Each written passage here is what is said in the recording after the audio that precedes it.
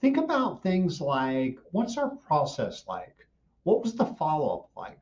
What provided to help educate your leads? What was the interaction like? What was the outcome? What would happen if the lead got sidetracked and was non-responsive for a bit? Was there a single point of contact?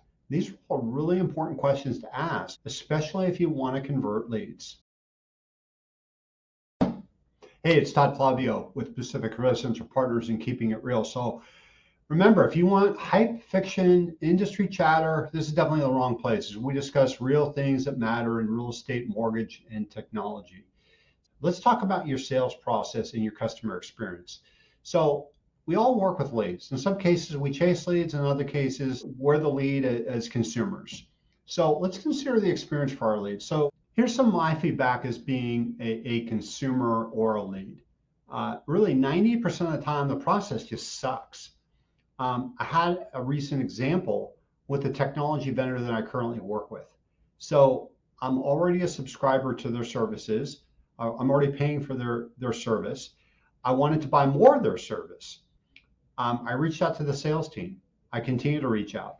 I left voicemails. I sent emails. Nobody responded. This went on for weeks. And keep in mind that this is a technology company that I'm already a subscriber for. So again, in this day and age, I got a technology company that is completely unresponsive, has absolutely no response or ability to manage a sales process for people that are interested in the product. Absolutely amazing. So, what happened to the sales process? Because we all experience this on various levels where it just seems like a short time ago that the sales process for purchasing a product or even a support was 100 times better. There's a number of things. So every product and service now is super competitive with really tight margins. Human labor has become the most expensive cost for just about everything in the support and the sales cost funnel as all companies try to navigate their way through that. Companies have spent a lot more money to enhance the online experience, hoping that driving traffic online will minimize some of the human interaction. They also want to drive you online so that you can try to figure it out first before you inquire and engage with somebody, whether it's a chat or heaven forbid, you pick up the phone and want to talk with them.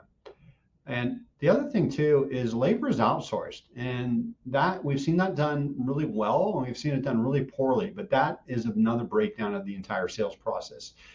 COVID supported the fact that as a consumer or a lead, that they're willing to wait in line a little bit longer. And I don't think companies have adjusted to that responsiveness that is really crucial.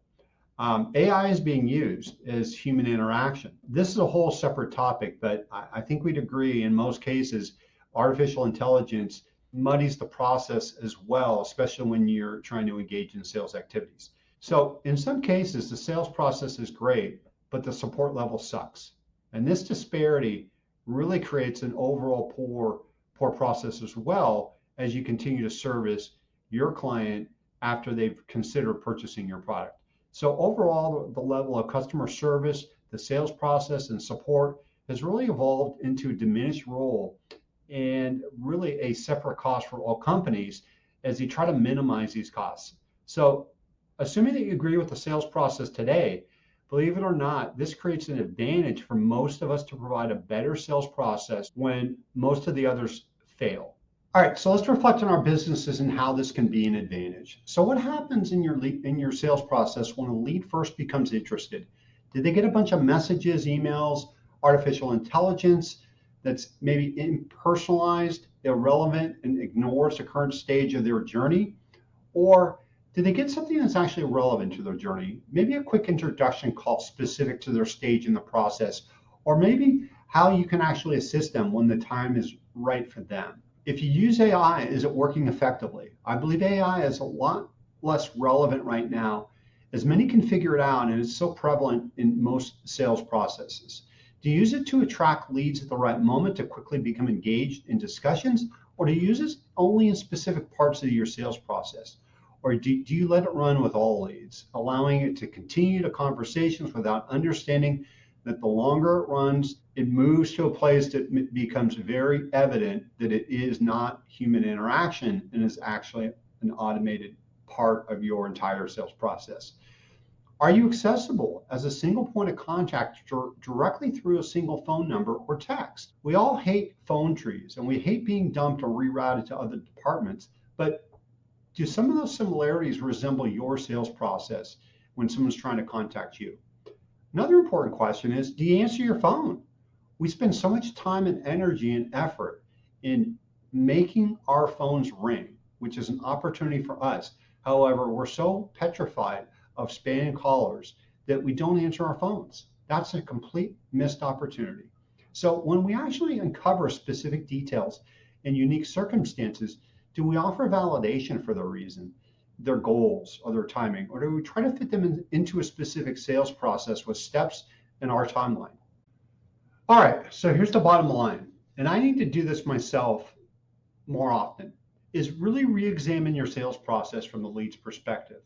Does it resemble the experience that you enjoy, and is it effective, timely? Does it have consistent messaging, a single point of contact, and accessibility, and an effective follow-up process to help you through the sales process as a lead? If it does, that's great.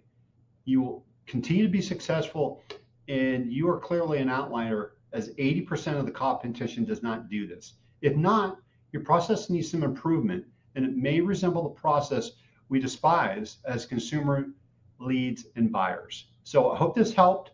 Please continue to follow us on all of our different channels, and I look forward to your comments, your feedback, and any suggestions you have. Thanks again.